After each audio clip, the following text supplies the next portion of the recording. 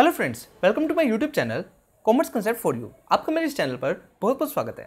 Friends, आज के video में हम डिस्कस करेंगे topic 4 of unit 6 that is motivational theories. So friends, इस वीडियो में हम मेनली डिस्कस करेंगे different types of motivational theories. Okay, so अगर हम एंटी-नेट कॉमर्स एग्जाम की बात करें तो उसके अकॉर्डिंग ये जो टॉपिक है मोस्ट इंपॉर्टेंट टॉपिक है। ओके, आपको डेफिनेटली एक क्वेश्चन तो देखने को मिल सकता है एग्जाम के अंदर, तो इसको ध्यान से करना। अगर हो सके तो नोट्स भी साथ साथ क्रिएट कर लेना। ओके, सो फ्रेंड्स, अगर अभी तक आपने फर्स्ट 4 यूनिट्स नहीं करी है तो वो भी कर लीजिएगा। वो मैंने अनअकैडमी प्लेटफॉर्म पर डाल रखी है, लिंक मैं डिस्क्रिप्शन में प्रोवाइड कर दूंगा। ओके, सो टाइम को वेस्ट किए स्टार्ट करते हैं आज का टॉपिक। चलिए, सबसे पहले जो थ्योरी आती है मैस्लो नीड हायरार्की थ्योरी। देखो, जब भी आप कोई थ्योरी पढ़ रहे हो, कोई एक्ट पढ़ रहे हो, कोई लॉ पढ़ रहे हो, तो उनकी सबसे पहले ये चीज़ ध्यान रख लेना कि ये कब आया था। ओके, और किसने दिया था। सबसे इंपॉर्टेंट होता है कि ये थ्योरी किसने दी थी। ठीक है, कई बार क्वेश्चन आता है, generally match of the flowing में ही क्वेश्चन आ जाता है, तो इस चीज़ को आपको पता होना चाहिए। तो प्रोपाउंडेड बाय एब्राहम मैस्लो। तो जो मैस्लोज नीड हायरार्की थ्योरी थी, जो नीड हायरार्की थ्योरी थी, वो एब्राहम मैस्लो ने दी थी। एब्राहम मैस्लो इन इज 1943, तो कब दी थी? 1943 में दी थी, इन paper A theory of human motivation. तो कौन से रिसर्च पेपर में? ए थ्योरी ऑफ ह्यूमन मोटिवेशन में उन्होंने इस थ्योरी को प्रेजेंट किया था। ओके, अब ये थ्योरी कहती क्या है, इस थ्योरी को पढ़ते हैं, डिटेल एनालिसिस करते हैं। According to Maslow hierarchy of human needs, people are motivated by basic needs, basic 5 basic needs. Okay, देखो, मोटिवेशनल जो थ्योरीज हैं वो क्या कहती हैं कि जो हमारे जो ऑर्गेनाइजेशन में जो पीपल्स हैं, जो डिफरेंट एम्प्लॉयज़ हैं, वो किस चीज़ से मोटिवेट होते हैं। देखो, अब मैं एक चीज़ तो कह नहीं सकता कि मैं हर एक एम्प्लॉय मॉनिटरी बेसिस पे मोटिवेट हो जाएगा। अगर मैं उसकी सैलरी बढ़ा दूंगा तो वो मोटिवेट हो जाएगा, अगर मैं उसको बोनस प्रोवाइड कर दूंगा तो वो मोटिवेट हो जाएगा। हर कोई सैलरी या फाइनेंशियल वे में मोटिवेट नहीं होता। किसी को अथॉरिटी चाहिए, किसी को रिस्पॉन्सिबिलिटी चाहिए, किसी को अगर हम डिसीजन मेकिंग की पावर देंगे तब वो मोटिवेट होगा। तो हर किसी के मोटिवेट होने के जो वेज हैं वो डिफरेंट हैं।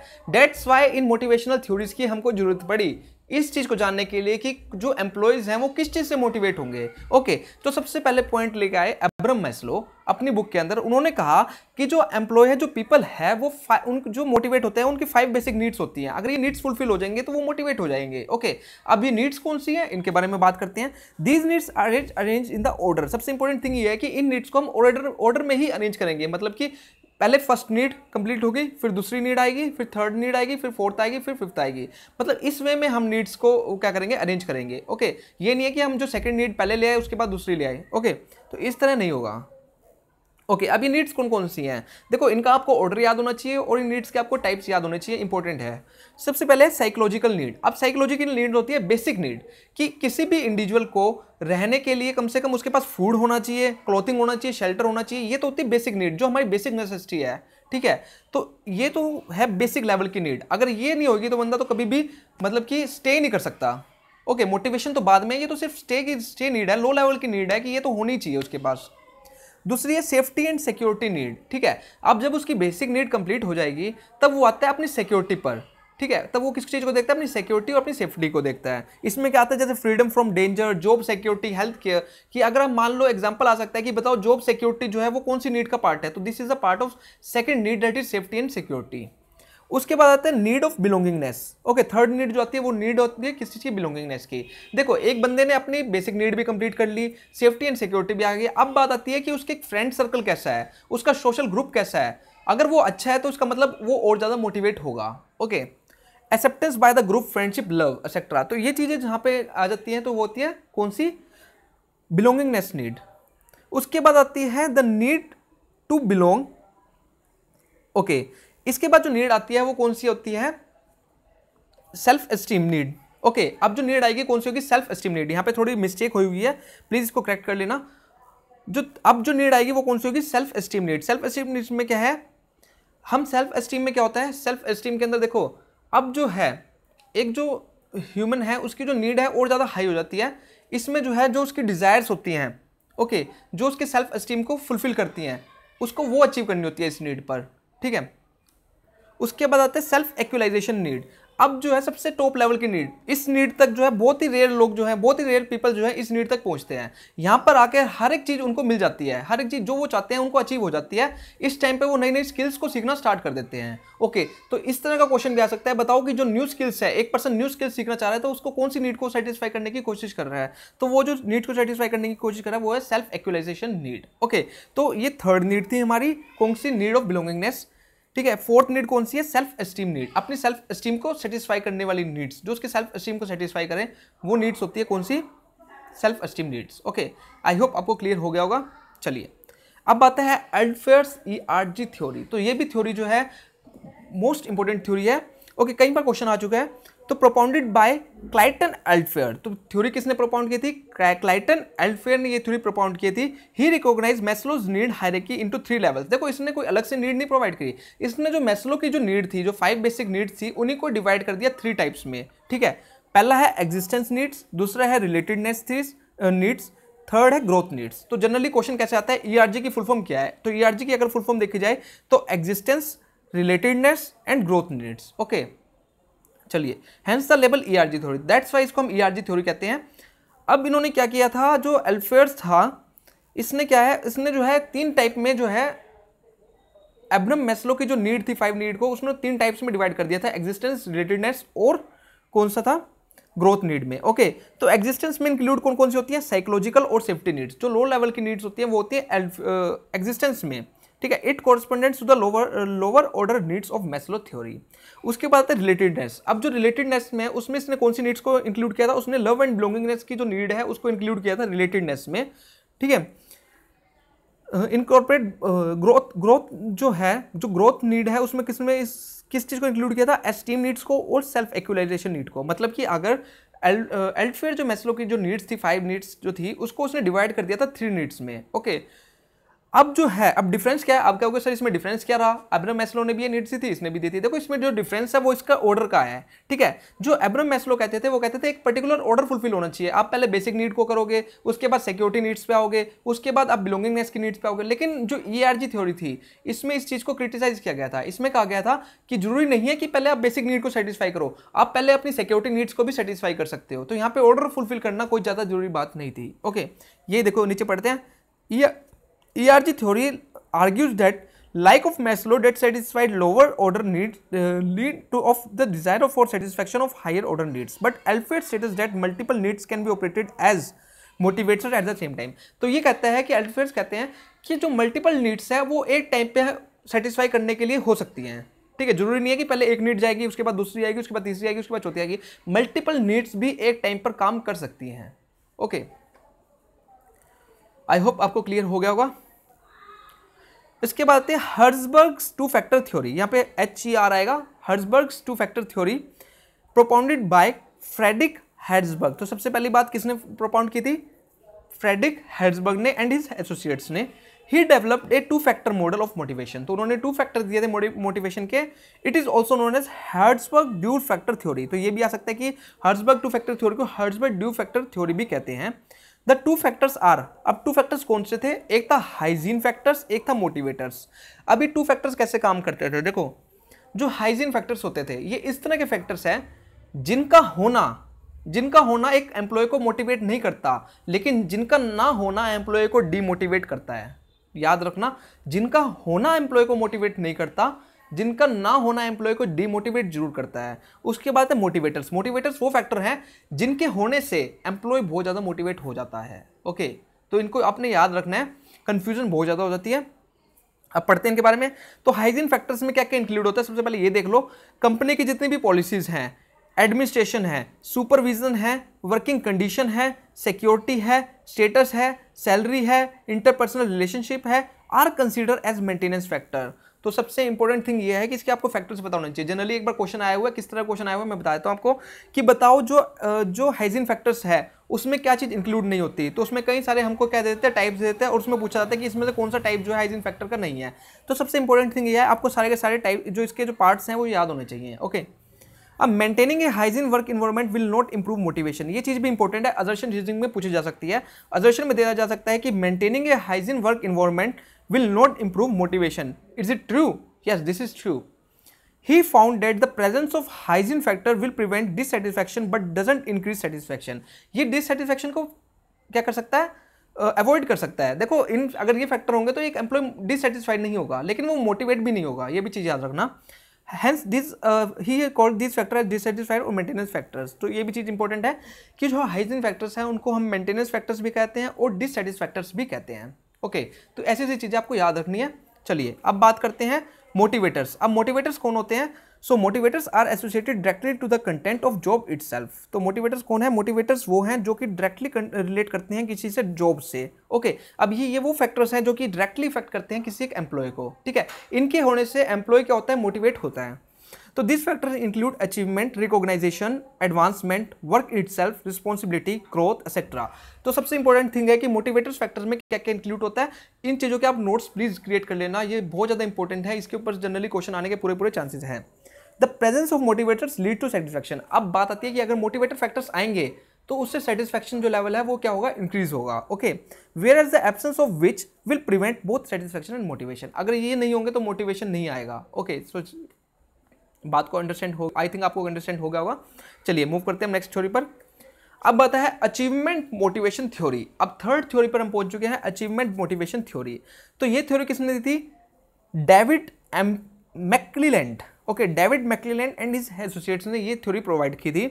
This theory is concerned with how individual needs and environment factors combined to form 3 basic human motives. तो ये थ्योरी क्या हमको बताती है? थ्योरी बताती है कि किस तरह एक इंडिविजुअल नीड और इन्वायरमेंटल फैक्टर्स जो हैं कंबाइन करके फॉर्म करते हैं 3 बेसिक ह्यूमन मोटिव्स को। ठीक है, ह्यूमन मोटिव्स को कहाँ से इफेक्ट होते हैं? अब इन्वायरमेंटल फैक्टर्स से। ये बताता है कौन सी? Achievement motivation theory. इसमें कौन कौन सी चीज़ इंक्लूड होती है ये चीज़ आपको बस, ये देखो ज़्यादा इंपॉर्टेंट थ्योरी नहीं है अचीवमेंट थ्योरी, लेकिन इसके जो क्या क्या इसके अंदर इंक्लूड होता है। Need for achievement, mainly challenging task, कि अगर मान लो मेरे को चैलेंजिंग टास्क दी जा रही हैं तो मैं ये कौन सी उसमें आएगा? ये आएगा नीड ऑफ अचीवमेंट, कि मैं क्या अचीव करने की सोच रहा हूँ। ठीक है, कितने टास्क को चैलेंज कर रहा हूँ, तो यह है नीड ऑफ अचीवमेंट। उसके बाद आता है need of power. Need of power मतलब कि मैं कितने जनों पर मेरे कंट्रोलिंग पावर है, कि अगर मान लो कि मेरे अंडर कितने वर्कर्स काम करते हैं, तो यह है नीड ऑफ पावर, कि मेरे को कितनी पावर अलॉट की गई है। उसके बाद है need of affiliation, friendly relationship, कि मेरा ऑर्गेनाइजेशन के अंदर किस तरह का रिलेशनशिप है अपने जो पीयर ग्रुप है। ठीक है, जो मेरे साइड में वर्कर्स हैं या जो एम्प्लॉयज़ हैं सेम डिपार्टमेंट में वर्क करते हैं, उनके साथ मेरा कैसा रिलेशनशिप है। तो ये चीज़ें इंक्लूड करती हैं अचीवमेंट मोटिवेशन थ्योरी के अंदर। तो ये तीनों चीज़ें आपको पता होनी चाहिए। ओके, अगर तीनों का कंक्लूजन निकाला जाए इन 3 थ्योरीज का जो हमने पढ़ी है, मैस्लो की, एल्फेयर्स की और मैक्लीलैंड की, तो उसमें जो थी 5 थ्योरीज, 5 जो नीड्स थी कौन कौन सी थी? Psychological, safety, security, belongingness, esteem और सेल्फ एक्चुअलाइजेशन। जबकि एल्फेयर्स ने उन 5 नीड्स को 3 में डिवाइड कर दिया था। कौन सी में? एग्जिस्टेंस, जिसमें 2 इंक्लूड थी, रिलेटेडनेस में जिसमें बिलोंगिंगनेस इंक्लूड थी, और ग्रोथ जिसमें सेल्फ एक्चुअलाइजेशन और एस्टीम नीड इंक्लूड थी। उसके बाद था मैक्लीलैंड। अब मैक्लीलैंड ने क्या किया?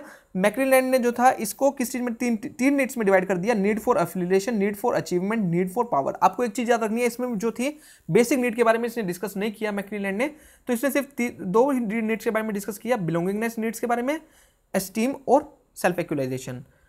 ओके, उसके बाद है हर्ट्जबर्ग। हर्ट्जबर्ग की भी हम पढ़े, इसने हाइजीन फैक्टर्स वो होते हैं जिनके होने से एक मोटिवेट नहीं होता, जिसके ना होने से वो क्या होता है? डिमोटिवेट जरूर हो जाता है। एक होता है motivator factors. Okay, I hope आपको क्लियर हो गया होगा। अगर वीडियो अच्छी लग रही है तो प्लीज़ लाइक जरूर करना। आपका एक लाइक कहीं ना कहीं मोटिवेट करेगा आने वाले टाइम में अच्छी से अच्छी वीडियो लाने के लिए।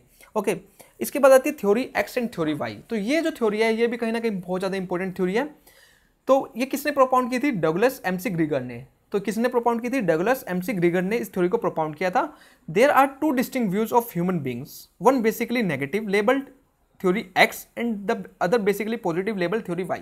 देखो जो 2 फैक्टर हैं थ्योरी एक्स और थ्योरी वाई, तो ये 2 एस्पेक्ट्स को शो करती है। एक करती है नेगेटिव एस्पेक्ट्स को, एक करती है पॉजिटिव एस्पेक्ट्स को। जो थ्योरी एक्स है वो नेगेटिव एस्पेक्ट्स को शो करती है, जबकि जो थ्योरी वाई है वो पॉजिटिव एस्पेक्ट्स को शो करती है। Okay, the theory X assume that most people prefer to be directed. Theory X ये एज्यूम करके चलती है कि जितने भी लोग हैं, जितने भी पीपल हैं एक ऑर्गेनाइजेशन के अंदर, उनको डायरेक्ट किया जाता है। ठीक है, डायरेक्ट किया जाता है, डायरेक्ट इन द सेंस कि उनको बताया जाता है कि आपको कौन सी टास्क करनी है, कैसे करनी है, किस वे में करनी है।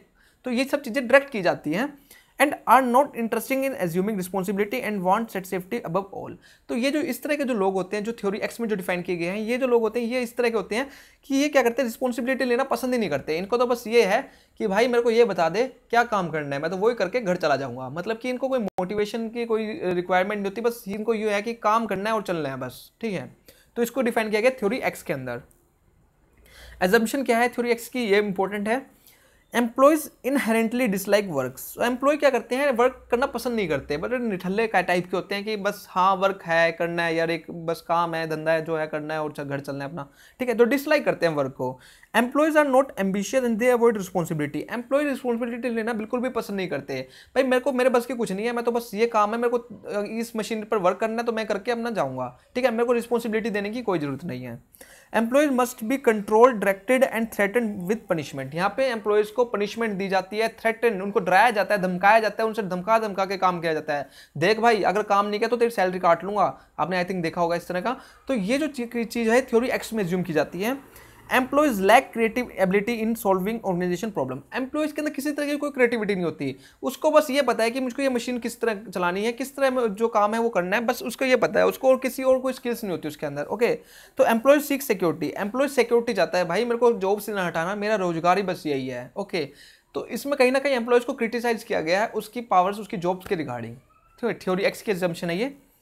अब आते थ्योरी वाई। अब थ्योरी वाई जो है थ्योरी एक्स के अपोजिट है। यहाँ पे पॉजिटिव एस्पेक्ट्स को शो किया जाता है। पार्टिसिपेटिंग, इसमें माना जाता है कि एक एम्प्लॉय जो है वो पार्टिसिपेटिंग है, वो डिसीजन लेना चाहता है, डिसीजन मेकिंग के अंदर अपने आप को इन्वॉल्व करना चाहता है। डेमोक्रेटिक है। This theory assume that people are not by nature lazy and unreliable. कि जो ये एज्यूम करते हैं पीपल जो है वो अपने नेचर से ना कोई लेजी होता है ना कोई क्या होता है अनरिलायबल होता है। It postulates that people can basically self directed and creative at work. ये थ्योरी एज्यूम करके चलती है जो पीपल है वो बहुत ही क्रिएटिव होते हैं, उनके पास डिफरेंट आइडियाज होते हैं, अगर उनको सुना जाएगा तो उनके आइडियाज को सुना जाएगा तो वो हमारी ऑर्गेनाइजेशन के लिए हेल्पफुल होंगे, ओके। इफ प्रॉपर्ली मोटिवेटेड, अगर उनको मोटिवेट किया जाएगा तभी, ओके। तो थ्योरी वाई जो है पॉजिटिव एस्पेक्ट्स को शो करती है, थ्योरी एक्स जो है नेगेटिव एस्पेक्ट्स को शो करती है। आई होप आपको की थ्योरी भी क्लियर होगी, ओके। अगर आप चाहते हो कि इस तरह की थोड़ा और इंप्रूवमेंट होना चाहिए वीडियोज़ के अंदर तो आप प्लीज़ कमेंट करके जरूर बताना, उसको मैं आने वाले टाइम में आने वाली वीडियोज़ में जरूर इंप्रूव करने की कोशिश करूंगा, ओके। अब इस थ्योरी के अजम्पशंस क्या हैं ये देख लेते हैं। People are not by nature passive. इसमें ये एज्यूम किया जाता है पीपल जो है वो पैसिव नहीं होते नेचर से, ठीक है, वो बड़े क्रिएटिव होते हैं, ये एज्यूम किया जाता है। Employees have creative capacity. Employees के पास क्या है, कहीं ना कहीं क्रिएटिव कैपेसिटी है, उनके पास काफ़ी सारे आइडियाज़ हैं, उनके पास डिसीजन मेकिंग कैपेबिलिटी है। An average employee learns under upon proper condition. जो अगर एवरेज एम्प्लॉय है तो वो सीखने की कोशिश करता है प्रॉपर कंडीशन के अंदर, वो डिफरेंट आइडियाज़ को एक्सेप्ट करता है, कुछ सीखने की उसके अंदर उमंग है। अब आती है व्रूम्स एक्सपेक्टेंसी थ्योरी। तो ये थ्योरी भी है काफ़ी इंपॉर्टेंट है, Vroom's expectancy theory propounded by Victor Vroom's, okay. तो किसने प्रोपाउंड किया था, विक्टर व्रूम्स। तो Vroom explain that motivation is a product of 3 factors. अब व्रूम ने कहा था कि जो मोटिवेशन है वो 3 फैक्टर्स का प्रोडक्ट है। वो कौन कौन से फैक्टर्स है, एक है वैलियंस, एक है एक्सपेक्टेंसी और थर्ड है इंस्ट्रूमेंटली। तो मोस्ट इंपॉर्टेंट फैक्टर्स है फ्रेंड्स, कई बार इसके रिगार्डिंग भी क्वेश्चन आ चुका है कि 3 फैक्टर्स कौन से हैं व्रूम एक्सपेक्टेंसी थ्योरी के, ओके। तो वैलियंस, एक्सपेक्टेंसी और इंस्ट्रूमेंटली। वैलियंस क्या बताता है, how much one want a reward. कि मान लो मैं वर्क कर रहा हूं, मैं किसी ऑर्गेनाइजेशन के अंदर वर्क कर रहा हूं तो मेरी कहीं ना कहीं अंदर से इंटरनल मेरे लिए कुछ ना कुछ इच्छा है कि मेरे को क्या चीज़ चाहिए, मैं वर्क करके क्या पाना चाहता हूं, मैं कोई अवार्ड जीतना चाहता हूं, मैं अपनी सैलरी में इंप्रूवमेंट चाहता हूं, तो क्या, तो वो बताता है वैलियंस। उसके बाद expectancy, one estimate of the probability that efforts will result in successful performance. कि हम क्या करते हैं, हम एक्सपेक्टेशंस लगा के चलते हैं कि अगर मैं ये वर्क कर रहा हूँ क्या इससे मेरी परफॉर्मेंस इंप्रूव होगी, क्या ऑर्गेनाइजेशन की परफॉर्मेंस इंप्रूव होगी, तो एक्सपेक्टेंसी। थर्ड आता है इंस्ट्रूमेंटली। इंस्ट्रूमेंटली क्या कहता है, one estimate that performance will result in receiving the reward. कि क्या मेरी परफॉर्मेंस से, क्या मेरे ऑर्गेनाइजेशन, मेरे जो हेड हैं वो मेरी परफॉर्मेंस से खुश होकर क्या मुझे रिवॉर्ड देंगे, तो ये होता है क्या, इंस्ट्रूमेंटली। तो 3 इसके आपको बस ये याद रखने हैं कि 3 इसके फैक्टर्स, मोटिवेटेड फैक्टर्स कौन कौन से, वैलियंस, expectancy and इंस्ट्रूमेंटली।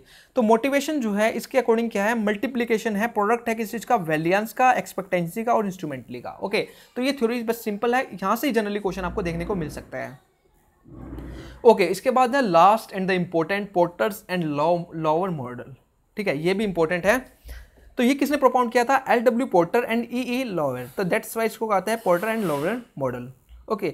This theory states that relationship between effort, performance, reward and satisfaction. तो ये इंपॉर्टेंट है, यहाँ पर ये चीज़ निकल के आती है कि ये थ्योरी किस चीज़ में रिलेशनशिप डिफाइन करती है। तो ये डिफाइन करती है एफर्ट्स में, परफॉर्मेंस में, रिवार्ड्स में और सेटिस्फैक्शन में। Okay, the individual effort of an employee is basically dependent upon the value expected reward. कि मान लो कि मेरे को ऑर्गेनाइजेशन में वर्क करना है, तो मेरे जो एफर्ट्स होंगे वो किस चीज़ पर डिपेंड करेंगे, वो इस चीज़ पर डिपेंड करेंगे कि मेरे को रिवॉर्ड क्या मिलने वाला है उस चीज़ से। ठीक है, मान लो मैं ये वीडियो क्रिएट कर रहा हूँ, तो मैं क्यों क्रिएट कर रहा हूँ, क्योंकि मेरे इतने एफर्ट्स लग रहे हैं इस वीडियो को बनाने में, मेरे को पीपीटी बनानी पड़ती है, मेरे को रिकॉर्डिंग करनी पड़ती है, बट कहीं ना कहीं मेरे को एक्सपेक्टेशन है कि जो बंदा जो भी एजुकेट जो लर्नर्स जो हैं अगर देखेंगे तो कहीं ना कहीं वो सेटिस्फाई होंगे, कहीं ना कहीं उनके एग्जाम में हेल्पफुल रहेगी वीडियो, और कहीं ना कहीं अगर वो मेरे को क्या करेंगे, इस वीडियो को लाइक भी करेंगे अगर उनको अच्छी लगेगी तो। ओके, तो कहीं ना कहीं मेरे को एक रिवॉर्ड की कहीं ना कहीं एक्सपेक्टेशंस हैं। ठीक है, वही सेम कंसेप्ट यहाँ पे इस थ्योरी के अंदर एप्लीकेबल करता है। Okay, the individual effort of an employee is basically dependent upon the value of expected reward. Thus, in anticipation of the expected reward, employee's effort lead to better performance. तो वो reward पाने के लिए क्या करता है, वो बेटर परफॉर्मेंस, जितनी से ज़्यादा बेटर परफॉर्मेंस कर सकता है वो करने की कोशिश करता है। ठीक है, ताकि उसको रिवॉर्ड मिले। तो इस तरह का रिलेशनशिप है एफर्ट्स, परफॉर्मेंस, रिवॉर्ड्स और सेटिस्फैक्शन के अंदर। ओके, तो बेसिकली आपको मैंने सारे की सारे जो भी इंपॉर्टेंट चीज़ें थी वो हाईलाइट करके शो कर रखी है। आई होप आपने नोट्स भी क्रिएट कर लिए होंगे। तो जनरली आपको डेफिनेटली 1 से 2 क्वेश्चन जो है मैं गारंटी के साथ कह सकता हूँ कि आपको देखने को मिल सकते हैं। ठीक है, अगर लास्ट 10 ईयर्स को एनालाइज करा जाए तो। ओके, सो ये थी इंपॉर्टेंट हमारी जितने भी थी theories, motivational theories. So thank you friends for listening and don't forget to subscribe my channel. अगर आप एक कॉमर्स स्टूडेंट है और नेट की प्रिपरेशन भी कर रहे हैं तो आप मेरे चैनल को सब्सक्राइब कर सकते हैं। Hit like if you enjoy the video. अगर वीडियो अच्छी लगी तो प्लीज़ को लाइक जरूर करना। Follow me on academy if you are preparing for UGC NET commerce. अगर नेट कॉमर्स की ही प्रिपरेशन कर रहे हो तो आप मुझे अकेडमी पर भी फॉलो कर सकते हो, जहाँ पे मैं ऑलरेडी 4 यूनिट्स डाल चुका हूँ। So again thank you friends for watching.